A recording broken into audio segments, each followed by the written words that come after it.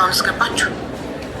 የእሱ ደግሞ ትናንትና የመጣው እህቱ የሞተችው ናት፣ ራሷን አጥፍታለች ነው የተባለው። ግን እውነት ይሁን ውሸት አስክሬኑ ምርመራ በኋላ ነው የሚታወቀው። ግን መዳም ትመታኛለች ብላ ተናግራ ነበረ። ገና ቀን 14 ነገ ነው 14 ገና ነገ ነው 2 ወር የሚሆናት አዲስ ልጅ ናት። አንድ ፍሬ ልጅ። አሁን ውኪል አስክሬኑን ማስመርመር ከፈለጋችሁ አለ ቢሮ ውክልና ስጡ። አስክሬኑን ማስመርመርም መላክም ከፈለጋችሁ ውክልና ስጡ ብሏል። ቶሎ ውክልና የሚሰጠው ሰው ካልተገኘ እንደ አባይነሽ አስክሬን በአንዴ ድፍንፍን አድርገው ቅብር ያደርጉታል። አሁን አዲስ ሕግ ሳኡዲ ላይ ረጅም ጊዜ አስክሬን አይቀመጥም። እኔ አለው የሚል አካል ካልመጣ በ15 ቀን ውስጥ አስክሬን መቅበር ጀምረዋል። ዛሬ 2 ወር ናት። ዛሬ 14 አይደለም 13 ነው። በምን አወቁ መሰለሽ? ቅዳሜ አይደለም እኛጣው የምናወጣው ግንቦት 15። ስለዚህ 40 14 ሐሙስ 13። ስለዚህ ነገ ነው ወሯ 14 2 ወሯ ሳኡዲ ከገባች። አልኑር ትራቭል ኤጀንሲን ፎሎ አድርጉ ጋይስ። አዲስ አበባ ገብቶ እንዲያድሩ አድርጌ ያለው ቢሮ ሄዱ ይወሰናል። ነገ ጠዋት ቢሮ ነገ ቢሮ ጠዋት እንደሄዱ ፋዘር ትንሽ እድሜው የገፋ ነው። ትንሽ ወደ ሰማንያዎች ያለ እንዴትም አድርጎ ደግፈው ወደ አዲስ አበባ አምጥቷሉ እና በቃ እንዴትም ተደርጎ በቃ እዛ ነው እየጩ በቃ እዛ ጋቢ አውቶቡን ያልቅስልኝ ነ ኢቴን በዚህ ነው ሚዜ ስቃይ ላይ እያየው ቢሮ ሄደው ፖሊሲ ጥሩ ቢሮ ሄደው አንወጣም፣ ልጃችን ቤት ካልተቀየረች አንወጣም ብለው እዛው እምቢ ካለ ማይደውል ከሆነ ሳውዲ ያለው ቢሮ ደውሎ ልጅቷ ወጣ ስልክ እዛው አባቷን እንድታናግር ማያደርጉ ከሆነ ፖሊስ ጋር መደወል፣ እዛው ከቢሮ አንወጣም ብለው ፖሊስ መደወል። አሁን በጣም ትልቅ ጥያቄ የፈጠረብኝ ነገር ህፃኗ ስቲል ነው በቃ ድምፅ ምንም አልሰማንም። ትኑር ትሙት ራሱ ምንም የምናውቀው ነገር የለም። በጣም አሁን የምሰማው ዜና ሁሉ የምሰማው ነገር ሁሉ እኔ አሁን ስራ መስራት ዛሬውን አይዲቲ እያለሁ ስራ ቦታ ዋርኒንግ ፈርም ያለው እያለቀስኩ ነው የዋልኩት። ዶርም ነው የዋልኩት። በቃ ከተባረየ ከስራ በእሷ ምክንያት በጊዜ ውስጥ ህይወት ሁሉ ይቤት ደግሞ በቃ በአንተ ምክንያት ይሄ ነገር ሁሉ የሆነው ልዩቷ በሰላም ያለችውን ሸኝተ ተብሎ ሰላም ረጥቻለሁ። አቡዬ በቃ ነብሰ ልትወጣብኝ ነው። በቃ እኔ አሁን ፖሊስ ሳውዲ ላይ የሚገኝ አካል የትኛውም አካል ራሱ እኔ ይተ ምንም አልፈ በህይወት እሷ ነብሷን ብቻ ይዘ አቂፌ ማግኘት አቂፌ አይኗን ማየት ፈልጋለሁ። አቡ አልቻልኩም። ፋዘር እድሜ ሄዷል። ሰማይን አካባቢ ነው እድሜ በደበት ሳተው ይህን ሀዘን ሲሰማብኝ እኔ ራሱ ማይሆን ቻሌንጅ ውስጥ ነው አቡ የሚገባው። እኔ ለመለወጥ ነው ወደ የመጣሁት ግን እየሆነ ያለ ነገር ሁሉ ልቤን እና ህይወትን የሚያመሰቃቅል ነገር ነው አቡ። ሌላ አማራጭ ምክርም ነገር አዘል ነገር ብትሰጪኝ እኔ ደስ ይለኛል። አልቻልኩም አቡ። ልቤ ተሰብሯል። ችግሩ እኮ የመዳሟ ስልክ የለም። የመዳሟ ስልክ ቢኖር እኔ አሁን መዳሟ ጋር ደውል ነበር። የመዳሟ ስልክ የለም። ቢሮ እንግዲህ ሳውዲ አረቢያ ውስጥ ምኖር ቢሆን ቀጥታ ቢሮ ሄዳለሁ። ቢሮ በሁለቱም ስልክ ቮይስ አረኩ፣ ደወልኩ፣ አነሱ። ምን ማድረግ እችላለሁ? የመዳም ስልክ ቢኖርክ መዳም ጋር ደውል። የመዳሟ ስልክ የለኝም። በራሷ ኢቦሎ እህቴ ያወራችኛል። ስለዚህ ብቸኛው መፍትሄ ቤተሰቦችህ ኢትዮጵያ ያለው ኤጀንሲ ሄደው አንወጣም ከዚህ ቢሮ ልጃችን ጋር ደውላችሁ መዳሟ ጋር ካላገናኛችሁ ድምጿን ካላሰማችሁት ከዚህ ቢሮ አንወጣም ብሎ ፖሊስ መጥራት ነው ላያቸው ላይ። ገና ፖሊስ ሲባል ይፈራሉ፣ ወዲያው የሚደውሉት። ገባክ? እኮ በጣም ለብሱን ይህንን መፍትሄ ነግሬ አድርገውት እኮ ውጤት ስላመጡ ነው የምነግርህ።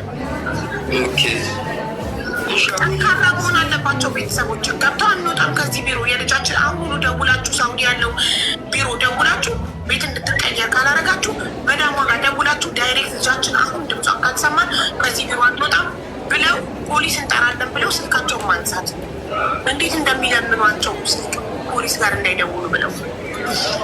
እሺ በቃ እነሱ አሁን መሄድ ያለባቸው እነሱ ወደ ላከው ቢሮ ነው እንጂ ሌላ ቢሮ ጋር ንክኪ አያስፈልግም። ወደ ተላከው ቢሮ እና ከዛ በኋላ እነሱ መልስ እነሱ ያሉትን ካልመለሱ ፖሊስ አካልን መጥራቱ ነው። ሌላ አማራጭ ያለ እዛው ከቢሮ ሳይወጡ ሰው ቢሮ ውስጥ ቁጭ ብለው ፖሊስ ጋር መደወል።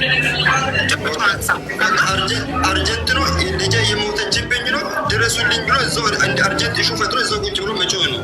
አዎ ጮኸ ፖሊስ ጋር መደወል ነው። ቢሮውን ገና ፖሊስ ጋር ደውላለሁ ሲሉ አይ አትደውሉ ብለው ራሳቸው ይደውላሉ ወደ ማዳም። ገባክ? ኦኬ። ስለዚህ አሁን ከእኔ የሚጠበቅ ነገር ምንድን ነው? እኔ አሁን አንዳንድ ፋይናንሻል ሰፖርት እንዴት መርጌ እያደረኩኝ አዲስ አበባ መጥቶ እንዲቀመጡ አድርጌ ሁሉ ነገር ከእኔ እያደረግ አሁን ወደ ሳኡዲ ከእኔ ፐርሰናሊ እንደ ወንድም የሚጠበቅ ነገር ምንድን ነው? ፋይናንሻሊ በምንም ነገር እኔ ነፍሷ ብቻ ትትረፍ እነ አምሬኒ እነሱ የሚያስፈራሩት ነገሮች ሊሆኑ ይችላሉ። የሰነድ ጉዳይ ኢቃማዋ ምናምን አልተሰራላትም። ይሄ ነገር እያወሩ እንዳያስፈራሩኝ ከእኔ የሚጠበቅ ነገር ምንድን በምንድን ነው መዘጋጀት አለብኝ። ምክንያቱም ከገጠር ስለሚመጡ ህገ ደንቡን አያውቁ የሚወራ ነገር ላይ ፍርሃት ሊሰማቸው ይችላል። በምንድን ነው እነሱ ማጠንከር የሚችለው? አቡ እኔ ወንድ ልጅ ነኝ።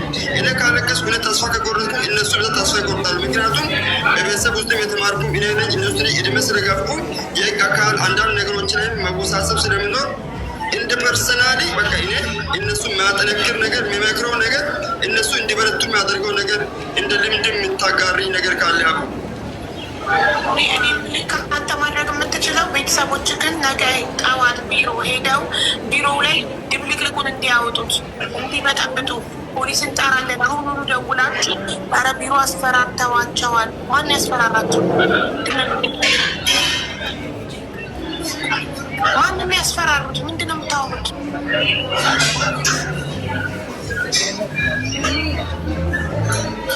ምንድን ነው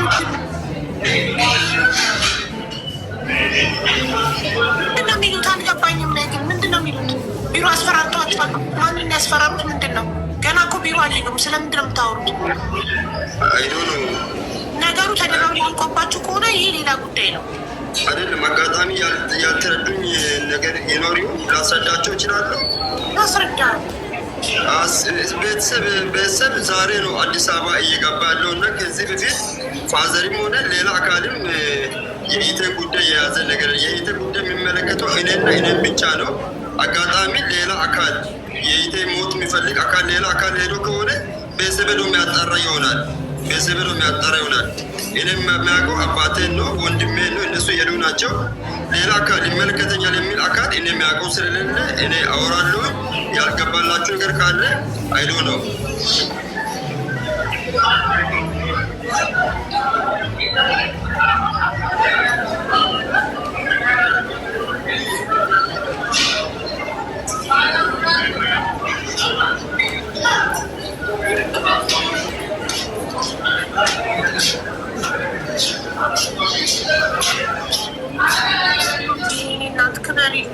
ክበሪልኝ እህቴ ሳጅዬ ተባረኪልኝ።